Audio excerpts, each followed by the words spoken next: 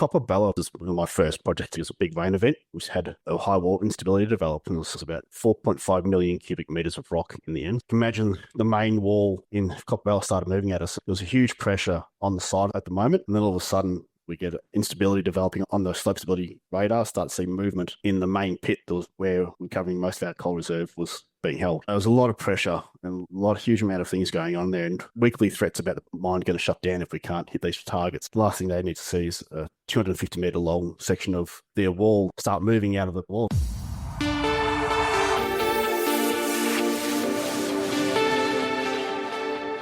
Welcome to Engineering Success, a show for industrial and engineering leaders. Whether you're leading an engineering firm, a manufacturer, or an industrial service provider, you'll hear actionable insights from your peers on how to beat the odds and create a sustainable business and the life you've dreamt of. I'm Rick Merton, and I spent over 25 years building businesses and working with technical companies to solve their toughest challenges. Today's guest is Tim Cartledge, founder of Cartledge Mining and Geotechnics. Tim is a principal geotechnical engineer who spent his career solving some of the mining industry's toughest stability problems. After cutting his teeth on massive Brisbane infrastructure projects like the Inner Northern Buswell Tunnel, Tim moved into mining, where he's worked all over the world, dealing with everything from 3.5 million cubic metre high wall instabilities to structurally complex mines. In 2015, after nearly a decade working for major consultancies like Coffey Geotechnics and GHD, Tim made the leap to start Cartledge Mining and Geotechnics. What sets Tim apart isn't just his technical credentials, though he's got plenty from his chartered professional status to an executive MBA. It's his approach to geotechnical risk. While many consultants play it safe with conservative designs, Tim specialises in finding practical solutions that keeps mines running safely without unnecessarily sterilising resources. Today, he provides operational support to some of Queensland's most challenging coal operations, from Jinnabullah to Foxley, where thrusting, faulting, vertical seams and anticlines make every day interesting. Hi, Tim. Welcome to the Engineering Success Podcast, and thank you for joining us today. Hi, Rick. Yeah, thanks for the introduction. It's very generous of you, and we are looking forward to sharing some of my stories with you today. Appreciate it. Excellent. When you walk onto a mine site, what's the first thing that you look at? What catches your eye that you think others may miss? First opinion, whenever you walk into a mine site, is just the sheer scale of what we deal with on a day-to-day basis. And then your mind goes to looking at the rocks, sitting there appreciating what's going in the rocks and the condition of the walls. A lot of mines behave and act differently in how they're designed and the conditions that you encounter when you walk into these mine sites. So it's trying to really get a feel for how the ground conditions are, because geology governs everything we do in geotechnical engineering. So we really need to understand how the rocks behave, and the macro structures sitting behind the micro, we're looking at a bench scale there. It's really getting a good feel for what's happening in the rocks, how they behave, what's happening with the condition of the walls and the mining performance and things like that.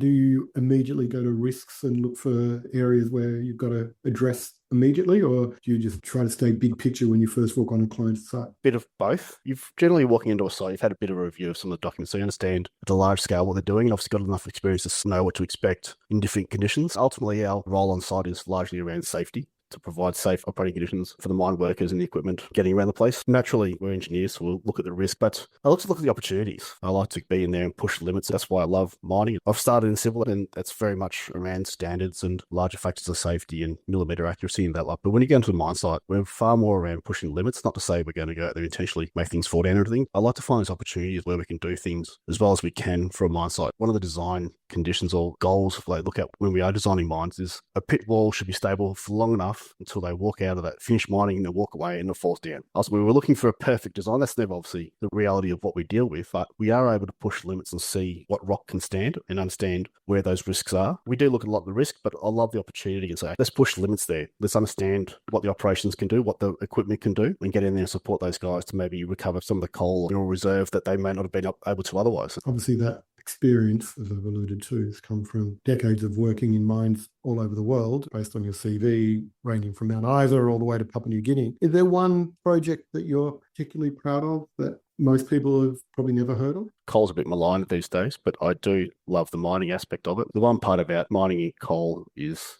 It's a bit different to a typical metalliferous open pit, which is quite circular and you'll mine down. You might have a couple of cutbacks to start with a smaller hole, then take a cutback to enlarge that hole and step back further. And you might do that on a number of occasions, but the design doesn't change too much. In coal mining, it's strip mining typically. What will happen is you'll take one long strip and then you go next one. So you can get up to 30, 40, 50 strips of coal. It's one thing I really enjoy about coal mining, especially in some of the ones here in Queensland and the Bowen Basin, because of the structural complexity, emission faulting and so forth, which largely governs stability in these mines, is the opportunity to go in each time and predict what's going to happen, push limits, understand the limits of the rock, and then go out there and see what we can do to maximize the recovery while making sure the operations remain safe. There's nothing there that'll probably stand out, but I think it's just the enjoyment, being able to push limits.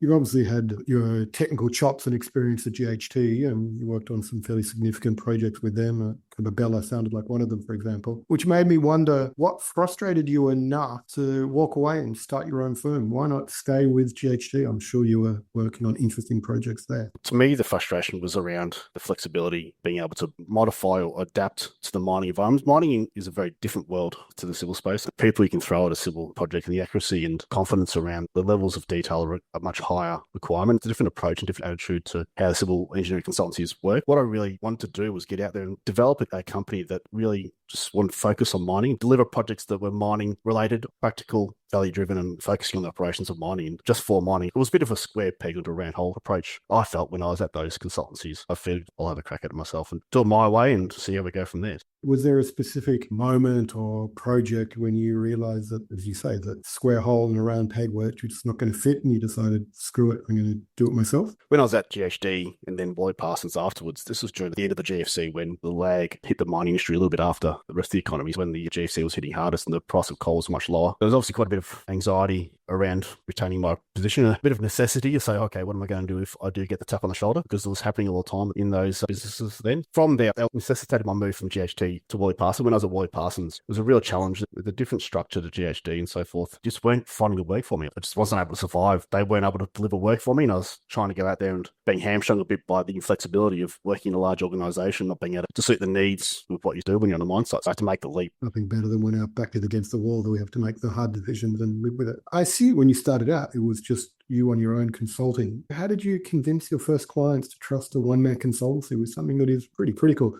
I was lucky enough to work on some mining projects when I was back with Coffey and GHD, and obviously met a lot of people in the industry. Didn't have as big a reputation in mining that early stage. When I made that leap, I'd obviously reached out to a lot of contacts to say, okay, this is what I'm doing, and trying to find some opportunities. Luckily, one of those people was kind enough to introduce me to one of their clients for a role that was required to be on site at the time. That was Bella. I just got the tap and said, look, would you mind coming up to site sort of a few days a week, 2 or 3 days a week, and then see where we went from there. I was able to perform and provide some really good support and results to those guys. I was lucky to develop a really strong relationship with Peabody, and that's probably what really did create the groundwork for my developing and growing the business through my relationship and the work I did with Peabody at the time. Did anyone flat out refuse and say, why would we trust you? Were you just trying to pitch on lots of things and winning very few? Or was it once you got that gig, you were up and running? The first one was more like a contractor role. I was actually based up at Bella, as I mentioned, 3 days a week, and then that evolved up into various rosters, some 8 days on, 6 days off roster, and a 5 days on, 2 days off roster. So I became their principal geotech up at that mine site. That's how it evolved. I was there for 18 months at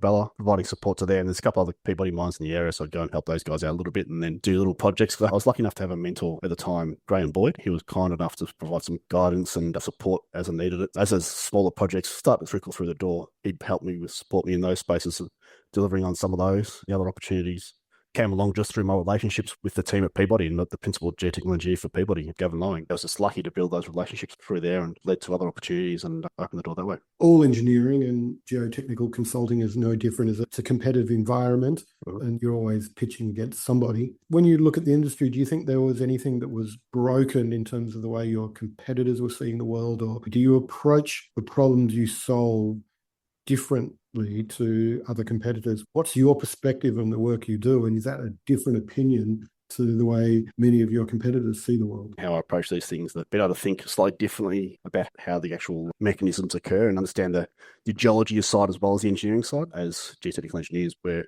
at the boundary between where science meets engineering, whereas we're delivering engineering numbers with a factor of safety of 1.2 or a single decimal place or 2 decimal places. But it's just that the geology is, we can't control that. It is what it is, and we've got to go out there and find that. And the variability and uncertainty, that's part geology, part engineering. And it's really being able to understand how those two interact is what probably sets me apart, and being able to use a practical approach, understand the mechanics and how the operations work, and just tying those different things together, that's to my advantage to create those solutions. Was there an example where you'd seen the report from somebody else on a site and they'd ask for your opinion that you go, well, actually, we can approach this completely differently and let's look at it this angle, and came out with a different end result? Regularly, stability analyses, as you mentioned, quite often we're doing two-dimensional limit equilibrium analyses on a slope, just cutting a 2D section and using a CAD-based software and importing that into our stability analysis limit equilibrium software. When we run those stability analyses, you will run multiple scenarios on failure surfaces, picked typically at random. You'll obviously put some controls around that and so forth. But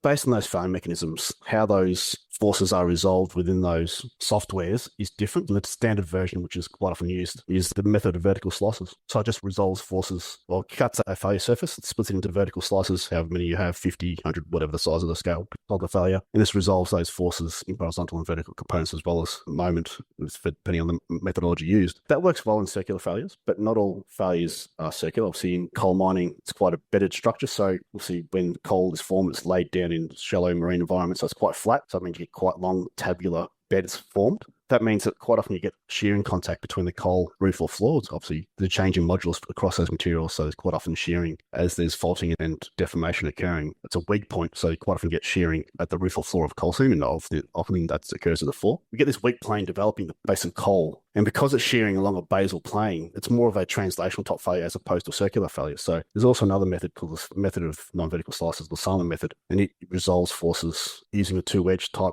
method where you got non-vertical slices in there. And just how that resolves and how the failure surfaces develop and shear and come up, it's very significantly when you're putting things like a buttress in place. If you have few walls moving, you want to put a buttress, a rock-filled buttress in place to try and stop and slow that movement. As that shear surface, which is sliding on the base of coal, shears up, comes up, and daylights up through that buttress, the vertical slices just slide across. There's very little resistance from those slices. Whereas you're putting non-vertical slices in there, those slices lean back into the slope, and that mass creates a lot more resistance when shearing through that buttress, and that can have a significant impact on the resistance and the factor of safety when you're calculating those sort of things. It seems like a small thing, but it actually have a massive impact on your slope designs, and that can have by orders of magnitude sometimes in actual design recommendations. So that's part of the reason why I've been able to manage that allowed me to provide some support recommendations that others may not have. Just a simple understanding of how those mechanics work and the actual failure mechanisms that we develop in a coal mine in this instance. We mentioned this earlier, and it comes up in your CV, the Foxley Mine project, which sounded like a pretty structurally complex site with thrust folding, vertical seams, regional scale thrust faults. That sounds like the sort of challenge that most consultants will probably want to rather walk away from, where you seem to run towards these sorts of problems. Why is that? That's where we get to push limits and test our understanding. And one thing I do really enjoy about it is actually getting the confidence, understanding from the guys, the operators on site, that they come and trust you. Because geotech, it's a safety-focused role on a mine site and quite often associated with a handbrake. We're just putting barriers up to the guys go out there and actually develop and produce the mineral. And that's one thing I really enjoy, is being able to get out there and push limits and work in conditions that require a sound understanding of geology, operational, the practicalities of actually recovering that material, and the tools available to us to support that and allow that to occur safely. Places like that allow you to really test yourself, and where you can use your experience to understand how the rock's going to behave, and put controls in place that allow these guys to go out there and deliver it in quite dynamic environments in terms of the rock mass moving at small scales quite often to you guys, but sometimes moving relatively quickly considering what's happening. We've got rock falls occurring, we've got walls moving, sometimes tens of meters horizontal deformation, but being able to allow these guys to actually get out there and help them confidently predict what's going to happen in the pit as they recover that mineral and actually go out there and provide safe operating conditions for them is what I really enjoy. And that's why those environments are probably the ones I enjoy the most, being able to really find that balance between pushing too far and actually being able to maybe having a large failure that sort of impacts the mine versus being able to control that the operations to recover or maximize their mineral recovery that aligns with their risk profile for that mine site. In that specific project, was there significant stakes at risk if you've gotten it wrong? What's the downside of where you are here? How do you manage that risk? Copperbella, probably the best example of it. It was January, and then at the end of February, it was a big rain event, which had a high wall instability develop. And as you mentioned before, it was about 4.5 million cubic meters of rock in the end. Imagine the main wall in Copperbella started moving at us. And at the time, you've got to appreciate it was at the end of the GFC. We're having weekly meetings about production targets and making sure we're going to hit our next train so we can get the coal to the boats and they can get it off. There was a huge pressure on the side at the moment. And then all of a sudden, we get instability developing on the slope stability radar, start seeing movement in the main pit that was where recovering most of our coal reserve was being held. There was a lot of pressure and huge amount of things going on there, and weekly threats about the mine going to shut down if we can't hit these targets. So the last thing they need to see is a 250 metre long section of their wall start moving out of the wall and going, how are we going to manage this? At that stage, we had done some analyses and so forth and had some conversations with the head geotech, corporate geotech over in America. We had some disagreements in what was going to happen. I was subsequently found to be correct, and then developing a mitigation plan to actually put that in place. I mentioned before, we put a buttress in place for that as the wall started moving for about a week or two. It was moving for, so 10 metre high buttress and 120 metre high wall. There's about 2/3 the length of the actual area that was unstable. We put this buttress in place and managed to get that wall to stabilise and stop moving and allow us to go back in there and continue the next strip without too much impact on actual production. We didn't close the doors, less than one still operating these days. There's that sort of consequence where potentially if we get it really wrong, they might not recover from that, or it's going to be shut down for many years and might go into care and maintenance. That's a real significant event. We're all often putting people in harm's way. If we get it wrong, it's the wrong estimate of how long between when we see movement to when the failure occurs, because we're using slope stability radar, so we know deformation rates sort of millimetres per hour when we're monitoring those. If we get that estimation wrong with failure velocities and things like that, we could have people in harm's way. That's basically what it comes down to. You can have on mine sites in Queensland, geotech is considered a principal engineer. That means principal hazard is any hazard that has potential to cause 2 or more fatalities. If we get it wrong, then you're putting operators, people at risk. There's always that risk hanging over our head. That makes it more interesting as well. Not that I want to put people's lives at risk and not doing that, but be able to test that and make sure we do it well, and to be able to, over the years, look back and go, okay, we've done this for many times, and have a really good appreciation of how these things work and the controls we can put in place to have these guys operate safely. As we talked about earlier, Copperbella was your first project, so 10 or so years ago. You weren't anywhere near as experienced then as you are now, both just general maturity, but also, as you said, it was one of your first mines of this scale. How do you deal with the personal stress that's putting on you? You're signing off these reports, and as you say, there's actual people at risk if you get it wrong. That's a lot of pressure for a young startup to be able to take on board. Ignorance is bliss sometimes. You don't really think about that a bit, but also having a bit of faith in what you've already known. Luckily, I had Graham Boyd, as I mentioned before, as a bit of a mentor and being able to help me in some of that,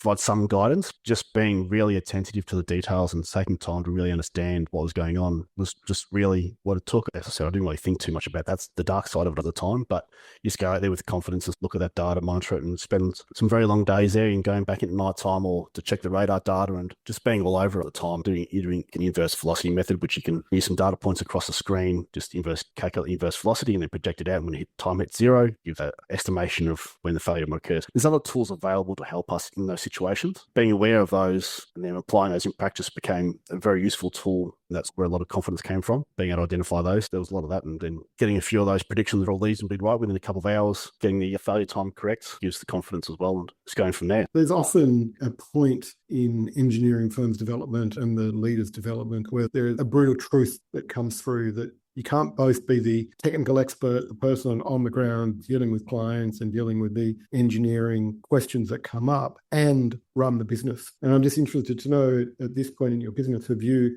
hit that point and how you manage the balance between standard vernaculars working in the business versus working on the business? One of my strengths is, and that's one of the challenges I have, I put this question to myself all the time and say, look, you need to be stepping back and doing more work on the business rather than in the business. But one of the challenges you face as the person leading this business, people want to talk to you, people want to see you as the business owner.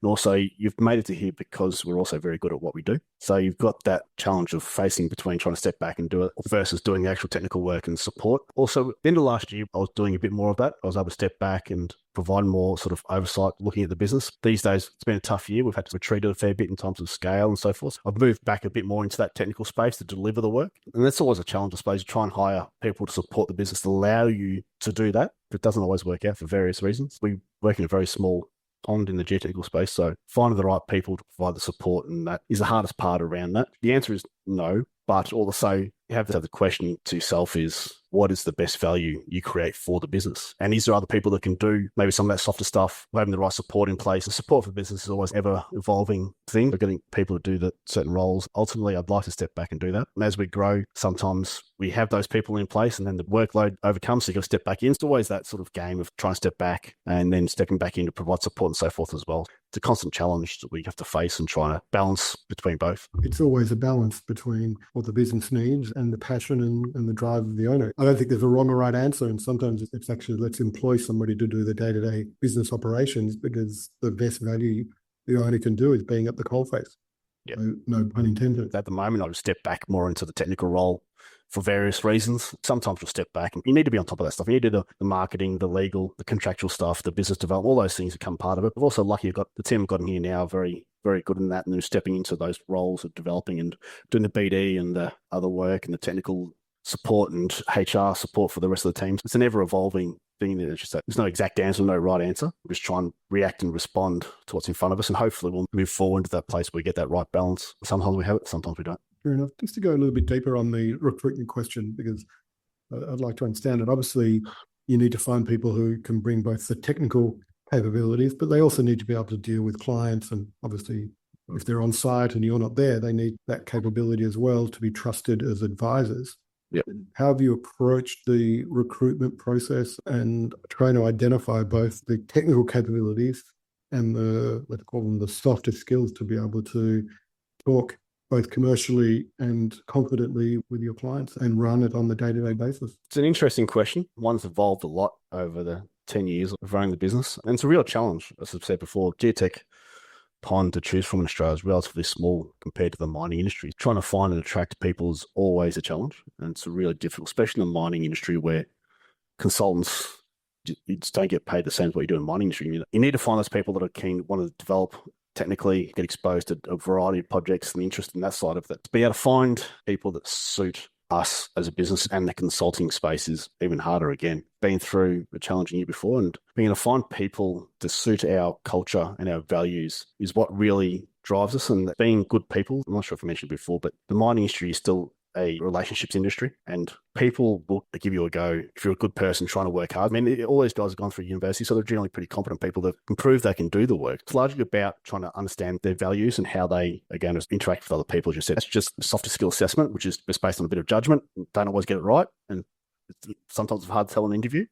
But for us, it's largely around just trying to find good people you want to talk to. I did learn recently, I was watching a podcast from Simon Sinek recently. He asked the Navy SEALs how they determine which is the right person, or who do they hire themselves. And it actually really resounded with me how they did this. So they get the people on a graph, they'll put on the y-axis, they'll put the capability. X-axis is trust. You might have a person with high capability, really knowledgeable of that, but they have low trust. They'll never hire those people. They'll prefer people maybe with slightly lower capability, but higher trust. They'll hire them. That's something I've tried to now implement a bit more, because it's not easy to tell, as I said, but if you can sit there and talk to people, have conversations with people on those days when coming to work is really, really difficult, to go to work to people you like to work with and trust and know they're going to get your back and sit there and support you. And hopefully as a business owner, do that back for them. That's where I want the business to be. I think if I can do that, if they can do that for me, then I assume I can do that for a client as well. That's what we try and fulfill. Challenge, but that's what we want to. We just want people we want to work with, and that's really was, I think, sets us up for being successful, especially on the mine side as well. I think it's largely what we try and drive and focus on when we're trying to hire people. I think that goes back to your comment earlier around your unique experience and expertise that you bring to the table. You then use that to frame your recommendation to clients.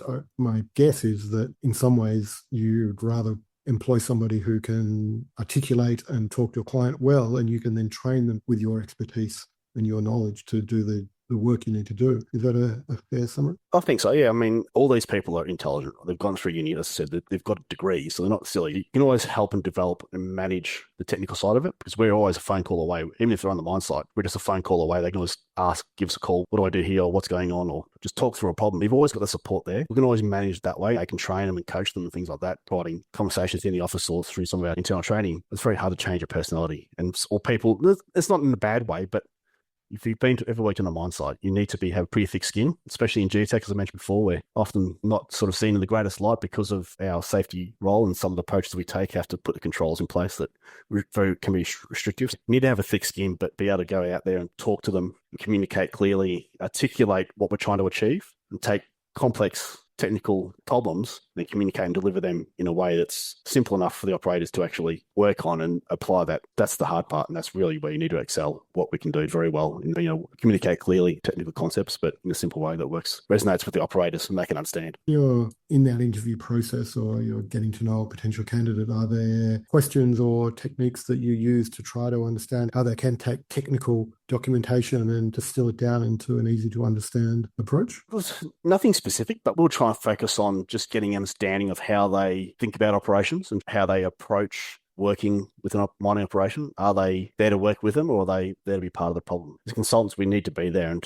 be part of the solution, not just part of the problems. Do we go in there and put your hand up and really help them out, or are we the ones sitting up in the excavator watching them scale that wall to make sure they are doing it safely, and we're not just sitting in the air conditioned office away, so they just go, do that, boys. Here's my report. Go deliver that. It's really trying to get an understanding, just having a conversation with them, see where they sit in terms of their appreciation of the current industry, because you need to be flexible. You can't be too rigid in how you approach this, because a lot of different clients at different stages are working with tier one miners who want it this way versus junior explorers who are scrambling to try and find money.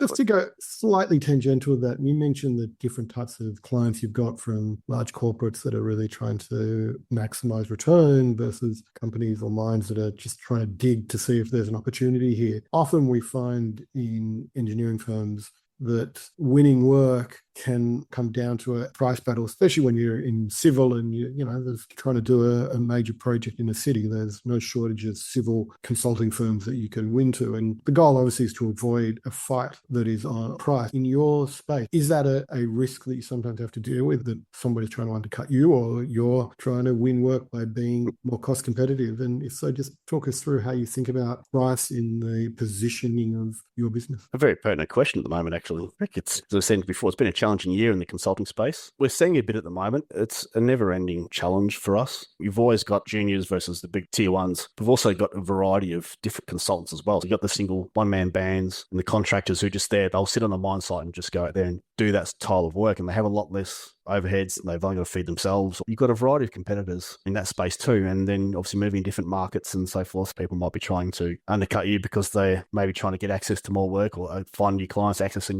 different market. At the moment, we've seen that a bit. I think we've seen some interesting prices come out around some jobs that we just can't compete on, or we shouldn't compete on. It's an interesting one at the moment where we have to be very, very price sensitive, because coming out of a difficult year, there's been no funding for a lot of the exploration companies and so forth, but now they're trying to get the gold prices up. Other reserve minerals are coming back. To try and remain competitive, we are discounting our prices as well. But you've got to wear that sometimes. We don't want to have a fight to the bottom, because otherwise you just get known for being cheap as that, and you don't want to do that. The other challenge we face is when people do that, they sometimes underscope a project. They're not delivering what they say is a feasibility study, but they're actually underscoping it. And that's happened in the past. I think the last time we saw this in the GFC, when I spoke before, there's a lot of underscoping. Not everyone understands what we do as geotechs. They say, oh, we're in a feasibility study. Okay, I'll give you a feasibility study. It says feasibility study on the front of the report, but as someone who knows, and I just did it recently, you go through that report and it's like, well, that's not a feasibility study level, right? Just because the report says it is. And now they're coming back and having issues actually at that mine site. What happens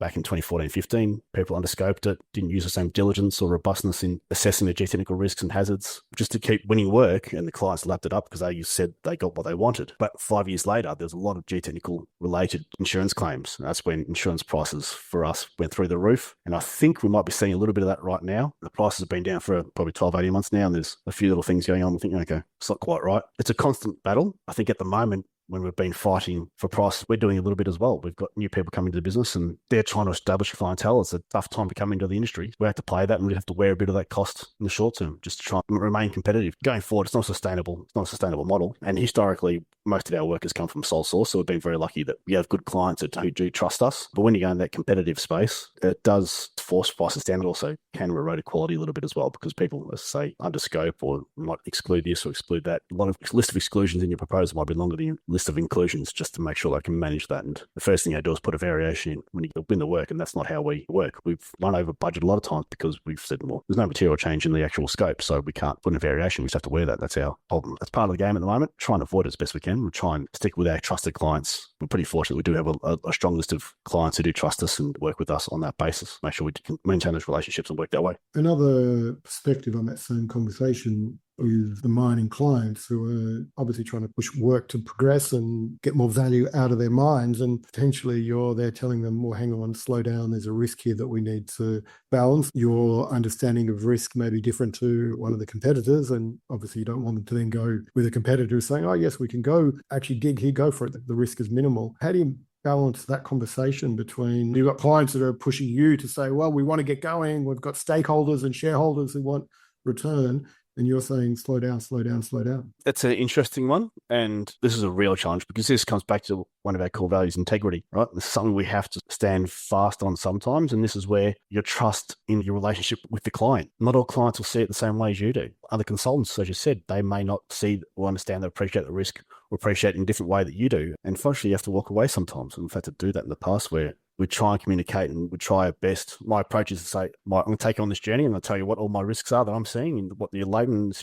risks are. But people don't like to know that sometimes. They want to hear all the positives. This is great. This is fantastic. We're going to do this. We're going to do that. That's not the reality of where we sit. There's a lot of uncertainty in what we do. As I said, we deal with natural materials. We can't be 100% certain. And even in the design standard guidelines that are pretty much adopted especially in open cut nowadays, we're never going to have a perfect understanding of what's in front of us when it comes to ground. It's just, you're never going to have that certainty. There are times when you just got to step back and say, no, we can't. That's a real challenge because you're right. We're consultants. We're not a big business. We can't just say no to work at will. But there are times when you just have to say, look, I can't. They say that. I'm not comfortable with it. And it's an RPEQ as well. There's legal obligation for us here in Queensland and Victoria and some of the country states now that we have to say no. It's not just about integrity. It's about actual legal responsibility as well. Especially if we make a mistake, we don't identify that risk or manage that risk accordingly, we can end up in jail for industrial manslaughter. I was managing my site when they had a fatality from a high wall failure. And I know the challenge that and dread you feel when that actually happens. We were the responsible RPEQ for Middlemount Mine when they had the fatality. I was the RPEQ engineer signing off on their risk. I was actually on holiday with my family at the time in Thailand. We were about to go out on a tour up to the floating markets and my phone had died. My wife, she read the news and saw headline, fatality at Middlemount Mine when high wall collapses. So I couldn't contact anyone. Absolute dread in my feelings. That's my responsibility, right? I'm the RPEQ signing off on high wall designs, high wall support. So I spent the day trying to get in contact with people, whereas unable to actually reach out to people. The first thing that came to my mind is, God, am I going to see my kids grow up? Eventually, we got in contact with them. We left Thailand the next day. I was on site 2 days later, went up to there, talked to the guys on site, got the full lowdown on what actually happened. And we weren't the responsible party in that instance. But having been through that experience and had the feeling of doing that, it really grounds you and makes you really check where you are as a geotech and appreciate that we do deal with things that are putting people's lives at risk. Just coming off that, did you then look at the business and change anything or reassess how you do the work you do? What was the impact that you then took from that experience into the business? It didn't change how we did, but obviously just re-emphasised to us the importance of what we do when we're going up and making inspections and providing advice around what happens on a mine site. We do make sure, keep in the back of our mind, train and impact on the advice we provide, but there was no material impact to actually how we operate the business. Making sure we are talking more to mines, how they actually manage their risks in their site, reflecting on how we provide advice to those guys. They have the systems, processes and other things in place. They are managing the risk accordingly. So that's changed a lot over the journey. A lot of new mines were built pre-GFC in the Chinese mining boom, and mining practices evolved a lot. Maybe had to change and catch up a little bit, and some they've forgotten, so forth. Making sure that mines do have the site support their site processes to actually manage that risk is probably the biggest thing to come out of that for us, and how we make sure they do implement that themselves, because we're not always on site. Not all coal mines actually have geotechs on site. It's the other people, the geologists, mining engineers, providing advice or talking to us to get their advice to manage that risk for them. We've done a lot of the retrospective scenarios. Looking forward, the business is nearly 10 years in, and thinking about where you're going, what does success look like for you in the future? You mentioned earlier a 30-person team. Are you staying specialised in the type of work you're doing in Queensland mining specifically? Where do you see the business in the next 3 to 5 years? Our vision is to be referred to consultancy in Australia. And that's not to be the best or the biggest it's just to be the preferred. And that comes back to my values around people calling us first because they know what they're going to get with us. We're going to provide that practical, value-driven advice that they trust and know from us. That to me is what success is, having people that come to work for me and enjoy working for me, and having like success in clients that work for us. In terms of scale, 30 I think is a number that works for me just because it allows flexibility and redundancy within the business, not too much pressure. When you get too small, everyone has to step up. I mentioned it before, stepping back into business, technical work. It gives you a bit more scale to allow people to do roles that they've come to us for in certain different levels in terms of business development or marketing or whatever that sort of technical leadership. Having said that, we have an office in Perth. We also have a permanent entity in Mongolia. We are looking at Mongolia as an expansion area. It's going to be an interesting one. It's a different place to operate, very well endowed with minerals. See how that goes. But international expansion is definitely on the cards. I've got people who've worked in Canada, also worked in Indonesia, and there's some big markets over there. And for various reasons, we may access those markets. Obviously, Canada being a massive market, but also the time zone. We do quite a bit of work in South America as well as Canada. Having access to people that work in the same time zone is just a practicality thing, makes it easier for us. But then you're accessing very large large markets. And obviously Indo on our doorstep is a very close one, very becoming a massive market, which the economy is going to be, I think by 2035, they're going to be top 10. By 2050, they're going to be top 5 economies in the world or something. But the actual scale in that country is massive. But also, as I mentioned before, the access to quality people as well. It's just such a challenge in Australia with the mining industry continuing to grow and expand. The number of engineers and mining-related people related to support the industry is